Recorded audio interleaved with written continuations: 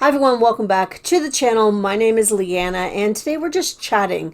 There's a few things I want to talk about, some that came up within my comments on videos, some from Facebook groups, the community in general. I also have a couple of updates on things that have been happening in my business that I want to share with you.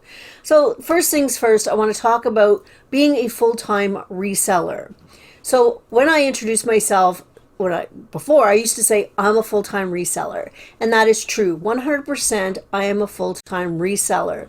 Does that mean that I make full-time income and sales and I'm like, whoa, over here? Not necessarily. Doesn't mean that I spend 50, 60, 70 hours a week on my business. No, not necessarily. What it means for me is that reselling, my whole encompassing reselling business, including YouTube, is my only income. I have no other income besides what I do with Poshmark, eBay, all those kinds of things, and YouTube. That's it. So for me, it is my full-time income. Now, yes, I do have a partner and he does the reselling as well. So I combine both of us together and our business is a full-time income. That is what it means to me. Now, that doesn't mean that if I only spend 30 hours a week on my business, which is pretty average for me, doesn't mean that I'm part-time. It just means that's the time I choose to spend.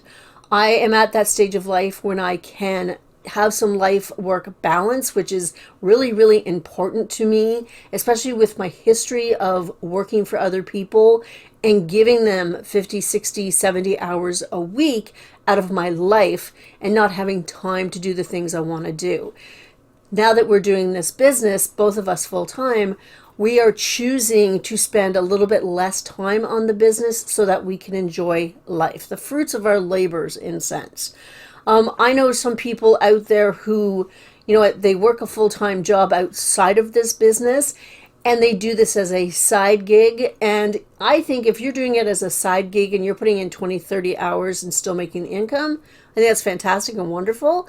But I also think that if you are doing this as a side gig and you're putting in 40 and 50 hours and you have a full-time income in a sense, that you can consider yourself full-time. To me, you're working two full-time jobs. Don't discount your business by saying it's only a side gig or it's only a part-time gig. So for me, full-time reselling might mean something different than it does to you. Maybe you base yours on the amount of sales you make or the amount of income you bring in.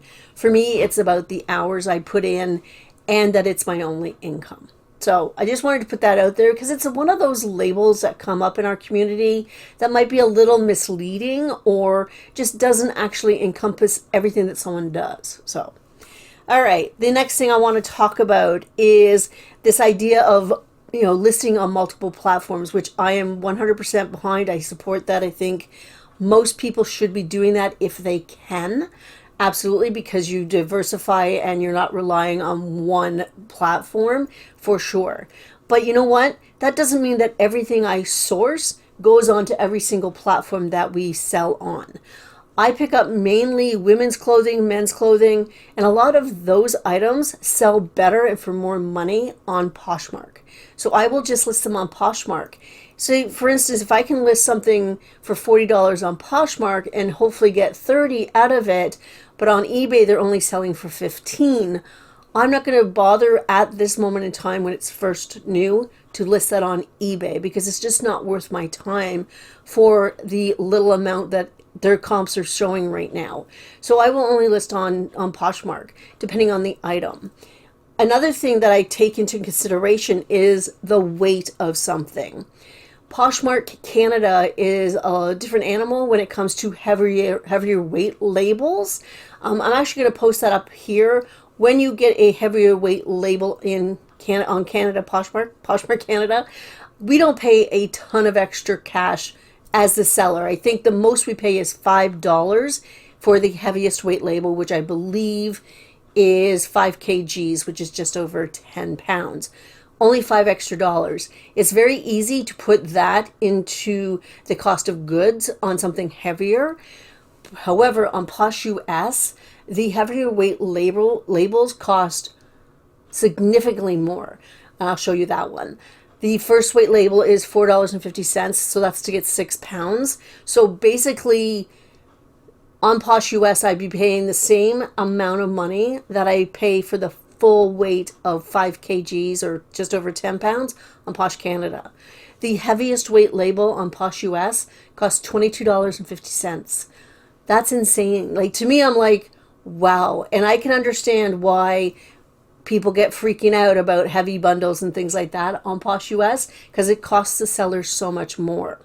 So as an example, I sold, and I am going to remember all these pictures, I promise. I sold this recipe box. It was a heavy, I think it was made out of oak, retro, vintage recipe box. Actually had some of the cards inside still.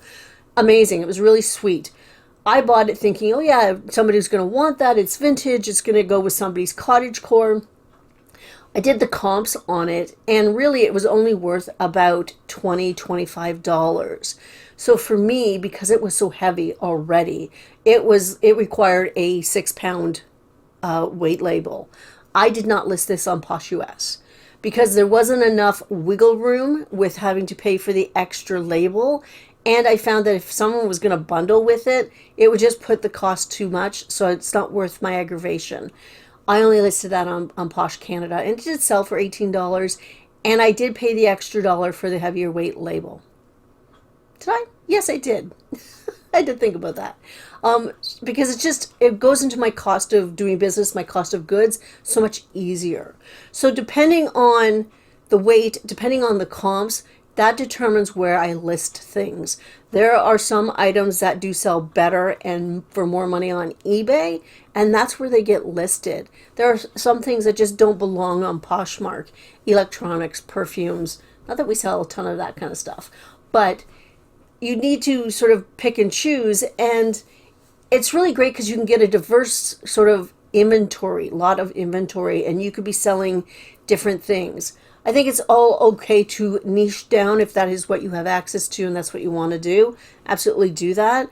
But if you are like me and you sell anything and everything, then having different platforms is really good for your business. Just know where you're going to get the best sale on and focus on listing there. Okay, moving on. I got an email from Poshmark, I believe it was Canada, don't quote me on that, telling me that I think everybody got this email about their new emailing system that they're setting up. It was a sort of a bulk email that got sent out, basically saying they're transitioning to a new system for the email, to be patient. And, once it's all set up, everything's going to be running much smoother. That being said, I don't know if you remember, but I was talking about a sale that I had. She had bought 2 items, and I canceled those items so I could, bundle them for her. And she had asked me about the refund from the original buys, the 2 listings that she bought separately. She asked me about the refund, when she could expect to get it. And I said, I really don't know. I think it might take a couple of days, but let me contact Poshmark and find out for you. Now, what I should have done is I should have invited Poshmark into the conversation, and that probably would have gotten me a much faster reply. So this all happened, 2-3 weeks ago? And after the initial email from Poshmark telling me, yep, we're working on it, blah, blah, blah, nothing. And it's been 3 weeks. They have not answered me whatsoever. I've looked in my junk mail as well, just in case. No answer whatsoever.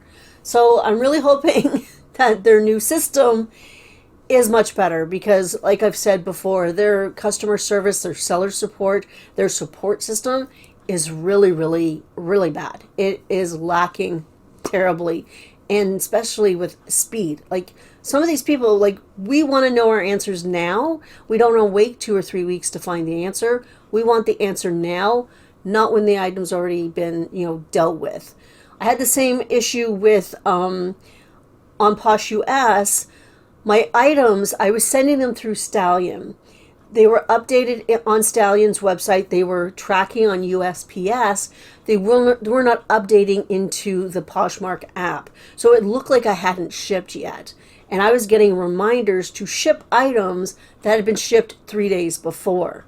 So I emailed them because I was getting a little frustrated because my customers were getting frustrated thinking I hadn't, shipped on time when I did. And I asked them, and they still haven't given me the right answer. However, I did figure out, if you ever have this problem with something, you look on with your tracking number and it's tracking on USPS or Canada Post, but it's not updating on Poshmark. Go into the order, go problems with the order, and click on shipped but not tracking. And for some reason, that just kickstarts something, and it ends up getting updated into Poshmark, into the app, that much faster. Just a little heads up. But my dealings with support over this was ridiculous. It was like, they're like, oh, well, there is no problem. It's tracking now. And I'm like, you don't get it. It was taking days for it to update. Customers were getting mad because they thought I didn't ship. So anyway, their email is supposed to be getting better. So fingers crossed. Okay, another thing, and this is another Poshmark thing, is messaging people. There's sort of this, oh, my computer just made a noise. There's this sort of taboo right now about sending bulk messages to likers or to using my shoppers. A lot of buyers are not liking that. They're saying, hey, if you continue to do this, I will block you, whatever.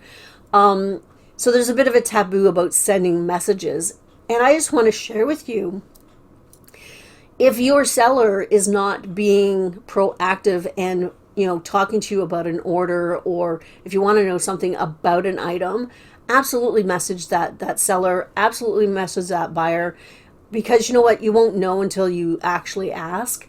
I had ordered a pair of shoes last week, a week or so ago, and it was really crazy weather. And I knew that this person was in an area that they had crazy weather, so I wasn't expecting shipping to happen overnight. So I was okay with waiting a few days. And I had ordered them on the Monday. And I was like, okay, so I ordered them on Monday, and by Friday they still were not tracking. And I'm like, okay, check the weather. Yeah, the weather's still a little iffy, so maybe whatever. Now for me, if this was me and I couldn't ship out right away, I would be messaging buyers and saying, hey, listen, we have crazy weather. I'll get your item shipped as soon as I possibly can, and I'll keep you updated. But this seller wasn't, she's not a big seller. She only sells a couple of things here and there. She hasn't been around for a long time. So I didn't really worry about it. And I wasn't really worried about it because of the weather. But on Sunday, I decided, you know what? I have to message this person because I really want these shoes. And I want to know if she's just not going to bother, if I get to cancel it so I can buy something else or whatever. But I was a little hesitant to message her because of all of this stuff happening around that, going, why are you bothering me? And I'm going to block you and all that kind of stuff. But you know what? I figured, be nice, be professional, and just be curious. What's going on? Is it just not updated? Because as a buyer, I do not get that tracking number until it updates on the Poshmark app. I don't have any way to find out if it's tracking on Canada Post or USPS until it actually updates into the app, just so you know. So I did message this person, which was really good to do. She got back to me really fast and said, you know what, I shipped it out on Friday. I don't know what's going on, blah, blah, blah.